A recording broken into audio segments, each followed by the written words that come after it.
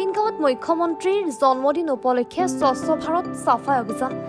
লাচিতগড় গাঁও পঞ্চায়তৰ অন্তৰ্গত বিজেপি কাৰ্যকৰ্তাৰ উদ্যোগত এই কাৰ্যসূচী। দুদিনীয়া কাৰ্যসূচীৰে উদযাপন মুখ্যমন্ত্ৰী ডক্টৰ হিমন্ত বিশ্ব শৰ্মাৰ ৫৬ সংখ্যক উপজাদিন।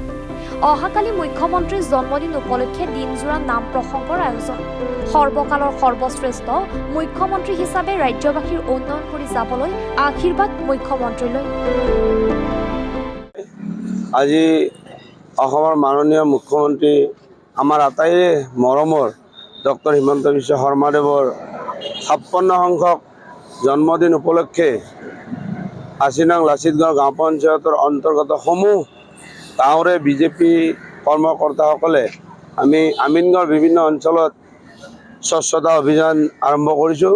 ইতিমধ্যে ৰাতিপুৱা ৭ বজাৰ পৰা আমি এই অনুষ্ঠানৰ শুভাৰম্ভ কৰি বিভিন্ন ঠাইত আমাৰ কাৰ্যসূচী চলি আছে।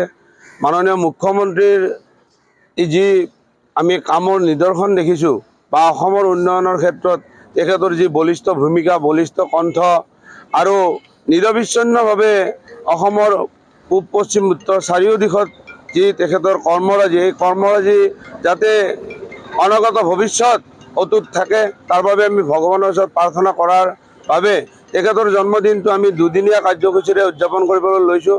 আজি প্ৰথম দিনত আমি স্বচ্ছতা অভিযান সমগ্ৰ আমিনগাঁওবাসীৰ বিজেপি কৰ্মকৰ্তাসকলে আৰু অহাকালি আমি নাম প্ৰসংগ অনুষ্ঠান আৰম্ভ কৰিম।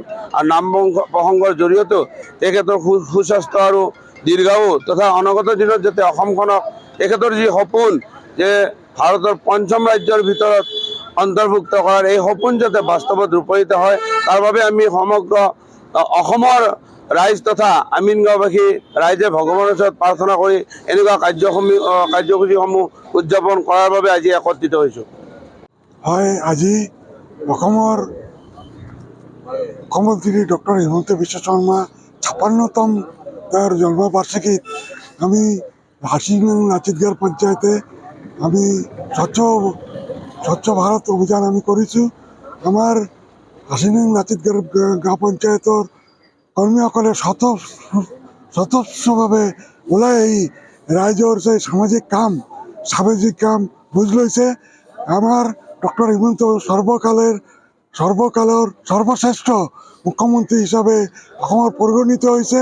গতিকে আমি আজি উৎফুল্লিত আনন্দিত যাতে তেখেতৰ যাতে আগামী দিনত যাতে তেখেতে আৰু উন্নয়নৰ পথে অসম উন্নয়নৰ পথে আগুৱাই লয় তাৰে কামনাৰে আজি আমি ওলাই আহিছোঁ।